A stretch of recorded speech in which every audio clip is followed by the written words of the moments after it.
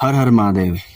आज मैं आपको बताने वाला हूं शक्ति दूतों के बारे में, लेकिन उससे पहले आपको एक छोटी सी कहानी सुननी पड़ेगी।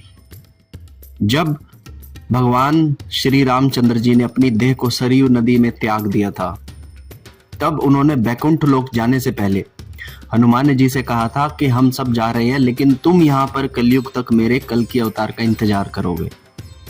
सब देवता जा चुके थे, लेकिन हनुमान जी को इस धरती पर कलयुग तक रहने का निर्देश दिया गया। इसके बाद जब भगवान नारायण कृष्ण के रूप में धरती पर आए, तो भी आपको हनुमान जी की एक लीला देखने को मिलेगी, जिसमें वो अर्जुन के रथ पर सवार होकर बैठ गए थे। वहां पर आपको सुनने को मिलेगा। उसके बाद जब तुलसीदास जी ने रामायण को लिखा था, तब अगर आप चाहे तो वाराणसी में एक संकट मोचन हनुमान मंदिर है, जहां पर तुलसीदास जी की भेंट राम जी से हुई थी, हनुमान जी से हुई थी। और जब उन्होंने पहली बार हनुमान जी को देखा था, तो गोबर से ही एक प्रतिमा हनुमान जी की बना दी थी, जो आज भी वाराणसी में संकट मोचन हनुमान मंदिर के अंदर है। तो ये हनुमान जी जो थे, दर्शन सबको देते थे, लेकिन उसके बाद क्या हनुमान जी इस दुनिया के अंदर भ्रमण करते रहते हैं? क्या हनुमान जी के और भी कई सारे काम है इस धरती पर, या उनके दूत किसी काम को करते हैं?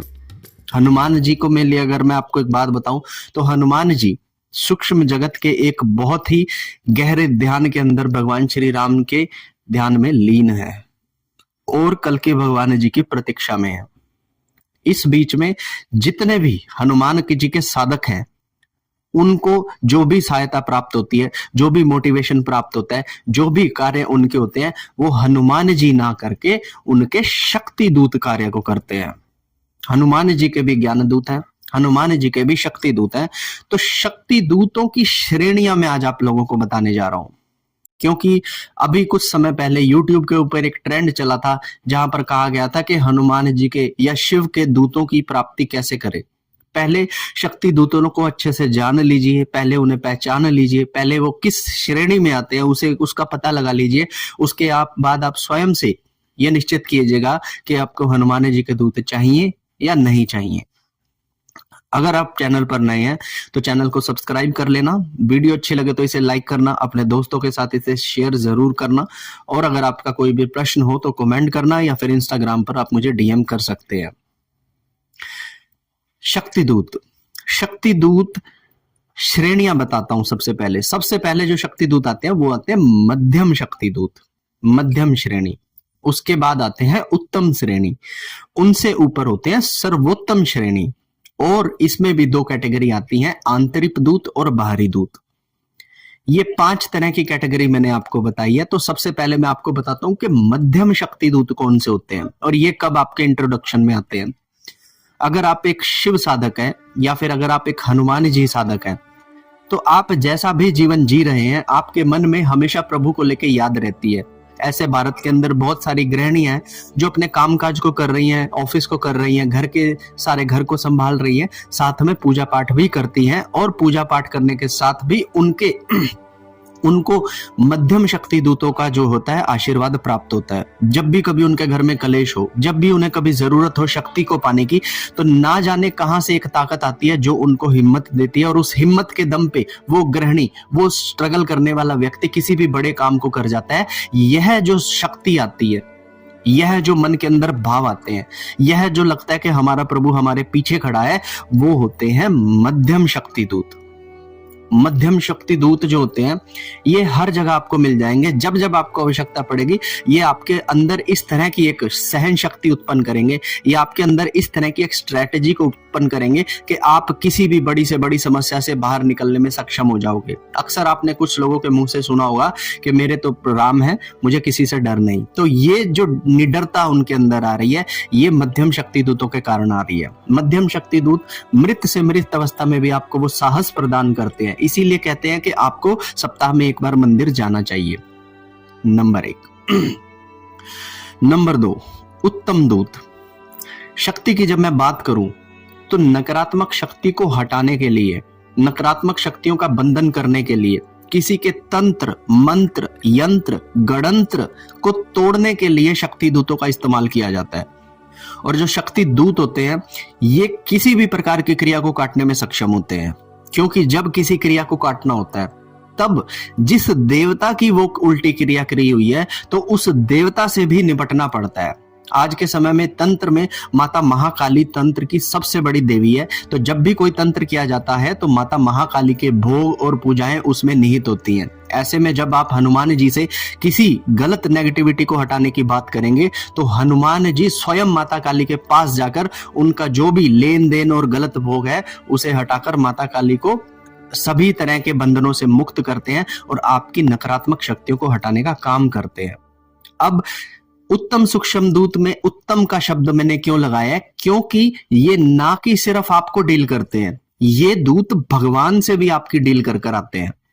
अगर कोई भी साधक जो आपके ऊपर उल्टी क्रिया कर रहा है और तंत्र की अगर क्रिया कर रहा है तो भगवान शिव के बिना या भगवान शिव के किसी भी रूप के बिना तंत्र इस दुनिया में संभव ही नहीं है। लेकिन भगवान शिव तो अपने आप में एक बहुत बड़ी शक्ति है, लेकिन किसी गलत व्यक्ति ने उनके तंत्र का इस्तेमाल करके किसी का नुकसान किया। अब जब उसे काटना है तो भगवान शिव को भी हाथ जोड़ के नमन करना पड़ेगा, तभी आप तंत्र को काटने में सफल होंगे। तो ये जो डीलिंग करनी पड़ेगी ये करेंगे आपके उत्तम दूत। उत्तम दूतों की प्राप्ति हम उनकी साधनाओं से कर सकते हैं, उत्तम दूतों की प्राप्ति हम उनके मंत्र सिद्धि से कर सकते हैं, उत्तम दूतों की प्राप्ति हम गुरु से दीक्षा लेकर भी कर सकते हैं। तो उत्तम दूत अगर आपके पास आ जाते हैं तो उत्तम दूतों को संभालने के लिए बहुत सारी चीजों का आपको ध्यान रखना पड़ता है। एक चीज का ध्यान कीजिएगा कि यदि आपने दूतों को रख लिया तो आप अपने जीवन में कभी कोई ऐसा कदम ना उठाइएगा जो कि एक देवता को पसंद ना आए। अपने जीवन की जो भी आपकी रूटीन है उसे इस तरह से रखिएगा कि उत्तम दूत आपके साथ विराज सकें। जो व्यक्ति उत्तम दूतों को सिद्ध कर लेते हैं और उसके बाद गलत कार्यों को करते हैं, ऐसे में उत्तम दूतों की वजह से गलत कार्य करने के बावजूद उसको इतना बड़ा श्राप लगता है कि जिसे निकलने से उसे 1 या 2 जन्मों से भी अधिक का समय लग सकता है, क्योंकि आपने एक देवीय शक्ति को मलिन कर दिया।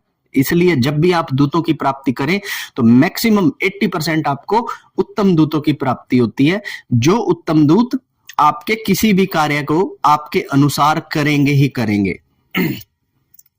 तीसरी जो श्रृंखला में होते हैं वो सबसे आते हैं, उसे कहते हैं सर्वोत्तम दूत। सर्वोत्तम दूत एक बहुत बड़ी दूतों की एक ऐसी श्रृंखला है जो डायरेक्ट ह्यूमंस के कभी भी कांटेक्ट में नहीं आती। अगर आपने पुरानी कथाएं सुनी हो तो आपको एक चीज पता होगी कि जैसे हिरण्यकश्यप के समय पे भी हमारी धरती को उसकी धुरी से उठाकर एक क्षीर सागर के कोने में छुपा दिया गया था, तो उससे रक्षा करने के लिए भगवान नारायण ने जो है वाराह अवतार लेकर धरती की रक्षा की थी। तो इस बड़े लेवल की जो भी लड़ाइयां होती हैं ये सर्वोत्तम दूत ही किया करते हैं। किसी देश का बन जाना, किसी देश का मिट जाना, धरती की तरफ बहुत सारी उल्काओं का आ जाना और उससे धरती की रक्षा करना, धरती के चलन में किसी भी तरह की अगर समस्या आती है तो यहाँ पर सर्वोत्तम दूत ही कार्य करते हैं। सर्वोत्तम दूतों की प्राप्ति आप नहीं कर सकते, क्योंकि अगर आप अपने 1000 जन्म भी उन्हें दे देंगे तो आपके लिए कम ही पड़ेगा। सर्वोत्तम दूत इस पूरे ब्रह्मांड नहीं, पूरे ब्रह्मांडों को चलाने का काम करते हैं, इन्हें कहते हैं सर्वोत्तम दूत। लेकिन जो मूल में ईश्वर है वो अभी भी इनसे ऊपर है। ये 3 तरह की श्रेणियां मैंने आपको बताई। अब इनमें भी 2 तरह की अलग डिवाइड चीजें हो जाती हैं। पहले होते हैं आंतरिक दूत और दूसरे होते हैं बाहरी दूत। आंतरिक दूत कौन होते हैं? जो भगवान के मूल से ही प्रकट हुए हैं, उन्हें कहते हैं आंतरिक दूत। आंतरिक दूत भगवान के तत्व को बहुत अधिक हद तक कैरी करते हैं और इनके तत्व को मलिन करना बहुत मुश्किल होता है।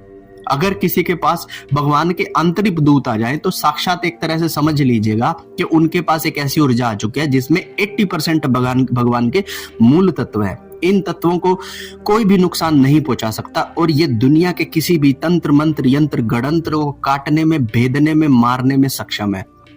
इनकी प्राप्ति आप अपने सद्भाव से करते हो, इनकी प्राप्ति आप अपने निश्चल मन से करते हो, इनकी प्राप्ति आप अपने साधारण से जीवन से करते हो। लेकिन अगर आपका कोई भी नुकसान करने वाला बड़ी से बड़ी शक्ति का भी इस्तेमाल कर लेगा तो आंतरिक दूतों से निपटना है वो हर किसी शक्ति के बस की बात नहीं होती, क्योंकि ये साक्षात रूप में 80% खुद से ही मूल देवता होते हैं। दूसरे होते हैं जिन्हें कहते हैं बाहरी दूत। बाहरी दूत उन्हें कहा जाता है, फॉर एग्जाम्पल हमारे यहाँ पर जितने भी लोग आज सेवा कर रहे हैं, आप उदाहरण के लिए आप किसी भी बड़े गुरु को लगा सकते हो। जब ये जिस देवता की पूजा करते हैं, क्योंकि ये जो पूजाएं और जो अर्चनाएं साधनाएं कर रहे हैं, ये इस जन्म से तो नहीं कर रहे, ये पूर्व जन्मों में भी यही साधनाएं करते आते हैं। तो जब ये लोग मृत्यु को प्राप्त होते हैं तो ये लोग बाहरी, उस देवता के बाहरी दूत बन जाते हैं और लोगों का कल्याण करते हैं। बहुत सारे मंदिरों के अंदर अगर आप जाओगे तो आप देखोगे कि वहां पर गद्दी पे जो विराजमान थे, जो साधना में बहुत ज्यादा लीन हो गए और जिन्होंने समाधि ली, और उनकी समाधियां वहां पर बना दी गई एक मंदिर बनाकर। बहुत सारी समाधियां आपने देखी होंगी। तो जब कोई बड़ा साधु संत अपने शरीर को छोड़ देता है तो वो भी एक देवता के दूत के रूप में वहां पर विराजित हो जाता है। और आपने बहुत सारी समाधियां देखी होंगी, लोग वहां पर आकर भी आशीर्वाद लेते हैं और बड़े बड़े साधुओं का जो है सानिध्य पाते हैं। इन्हें कहा जाता है बाहरी दूत। ठीक है ना।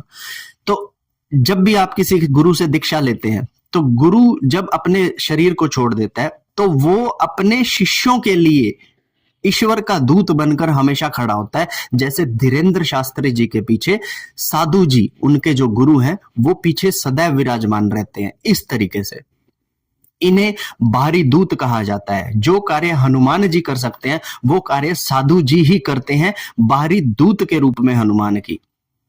तो मैं आशा करता हूं कि आपको ये मेजर डिफरेंसेस आपको समझ आए होंगे। मध्यम दूत, उत्तम दूत, सर्वोत्तम दूत, बाहरी दूत और अंतिम दूत की श्रृंखला में। तो ये इंफॉर्मेशन आपको कैसी लगी मुझे कमेंट कर कर बताइएगा। अगर आपको लगता है कि आपका कोई प्रश्न है तो आप मुझे इंस्टाग्राम पर डीएम कर सकते हैं, कमेंट भी कर सकते हैं। वीडियो अच्छी लगी हो तो इसे लाइक कीजिएगा, चैनल पर नए हो तो इसे सब्सक्राइब कीजिएगा और अपने साधक मित्रों के साथ इसे जरूर शेयर कीजिएगा। और अगर आप मुझसे अपनी ऑरा चेकिंग, नेगेटिविटी चेकिंग या फिर किसी भी तरह का कोई सूक्ष्म जगत की ट्रीटमेंट चाहते हैं तो आप मुझे इंस्टाग्राम पर अपना बुक कर सकते हैं मेरे स्लॉट को, और उसके बाद आप मेरे से डायरेक्ट वीडियो कॉल के थ्रू बात कर सकते हैं। कोई भी टाइम लिमिट इसमें मैंने नहीं रखी है। तब तक के लिए हर हर महादेव, जय माता दी।